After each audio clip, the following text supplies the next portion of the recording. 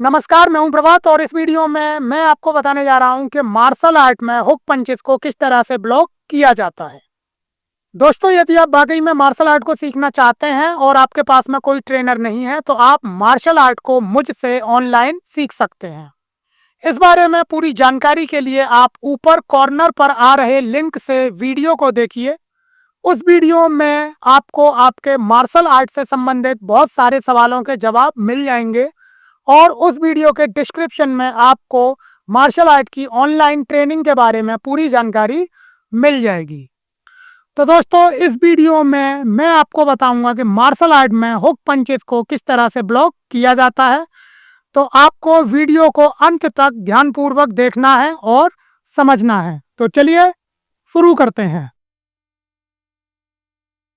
Okay दोस्तों, तो hook punches को ब्लॉक करने में आपको यह ध्यान रखना है कि यदि आपका अपोनेंट आप पर अपने लेफ्ट हैंड से हुक पंच को थ्रो करता है तो आपको उसके हुक पंच को अपने लेफ्ट हैंड से ही रोकना है, और यदि आपका अपोनेंट आप पर अपने राइट हैंड से हुक पंच को थ्रो करता है तो आपको उसके हुक पंच को अपने राइट हैंड से ही रोकना है। यह आपको ध्यान रखना है। तो हुक पंचेस को ब्लॉक करने के लिए सबसे पहले आपको अपनी प्रॉपर फाइट पोजीशन में आ जाना है। फाइट पोजीशन में आने के बाद में अब यदि आपका अपोनेंट आप पर अपने राइट हैंड से हुक पंच को थ्रो करता है तो आपको अपने राइट हैंड को इस तरह से उसके पंच के आगे लाना है, साथ ही साथ अपने फेस को थोड़ा सा पीछे की ओर करना है और आपको अपने हाथ से उसके पंच को ब्लॉक करना है और ब्लॉक करने के बाद में वापस अपनी फाइट पोजीशन में आ जाना है। ठीक इसी तरीके से यदि आपका अपोनेंट आप पर अपने लेफ्ट हैंड से हुक पंच को थ्रो करता है तो आपको अपने लेफ्ट हैंड को इस तरह से आगे लेकर आना है और साथ ही साथ अपने फेस को थोड़ा सा पीछे करना है। आपको अपने हाथ से उसके हुक पंच को ब्लॉक करना है और ब्लॉक करने के बाद में वापस अपनी फाइट पोजीशन में आ जाना है।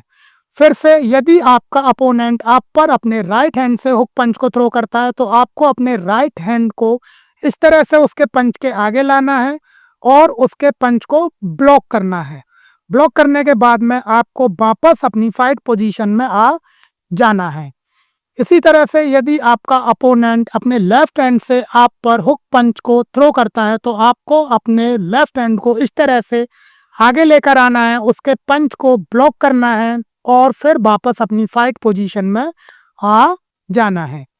फिर से यदि आपका अपोनेंट आप पर अपने राइट हैंड से हुक पंच को थ्रो करता है तो आपको अपने राइट हैंड को इस तरह से आगे लेकर आना है और साथ ही साथ अपने फेस को थोड़ा सा पीछे करना है। आपको अपने हाथ से उसके पंच को ब्लॉक करना है और ब्लॉक करने के बाद में वापस आपको अपनी फाइट पोजीशन में आ जाना है। और यदि आपका अपोनेंट आप पर अपने लेफ्ट हैंड से हुक पंच को थ्रो करता है तो आपको अपने लेफ्ट हैंड को इस तरह से आगे लेकर आना है, साथ ही साथ अपने फेस को थोड़ा पीछे करना है। आपको अपने हाथ से उसके पंच को ब्लॉक करना है और ब्लॉक करने के बाद में वापस अपनी फाइट पोजीशन में आ जाना है। फिर मैं आपको इन ब्लॉक्स को फाइट पोजीशन को चेंज करके फिर से करके दिखाता हूं।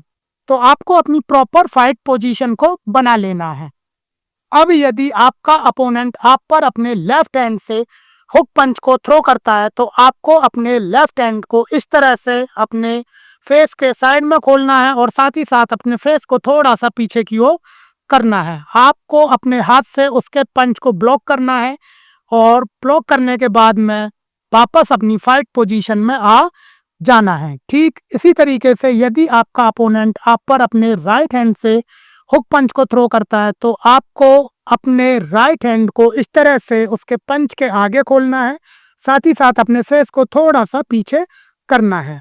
आपको अपने हाथ से उसके पंच को ब्लॉक करना है और ब्लॉक करने के बाद में वापस अपनी फाइट पोजीशन में आ जाना है। फिर से यदि आपका अपोनेंट आप पर अपने लेफ्ट हैंड से हुक पंच को थ्रो करता है तो आपको अपने लेफ्ट हैंड को इस तरह से उसके पंच के आगे खोलना है और उसके पंच को ब्लॉक करना है।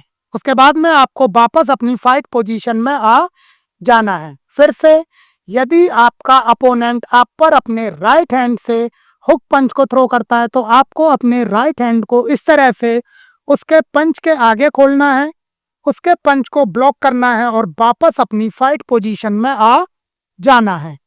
फिर से यदि आपका अपोनेंट आप पर अपने लेफ्ट हैंड से हुक पंच को थ्रो करता है तो आपको अपने लेफ्ट हैंड को इस तरह से उसके पंच के आगे खोलना है, साथ ही साथ अपने फेस को थोड़ा सा पीछे करना है। अपने हाथ से उसके पंच को ब्लॉक करना है और ब्लॉक करने के बाद में वापस फाइट पोजीशन में आ जाना है। फिर से यदि आपका अपोनेंट आप पर अपने राइट हैंड से हुक पंच को थ्रो करता है तो आपको अपने राइट हैंड को इस तरह से उसके पंच के आगे खोलना है, साथ ही साथ अपने फेस को थोड़ा सा पीछे करना है।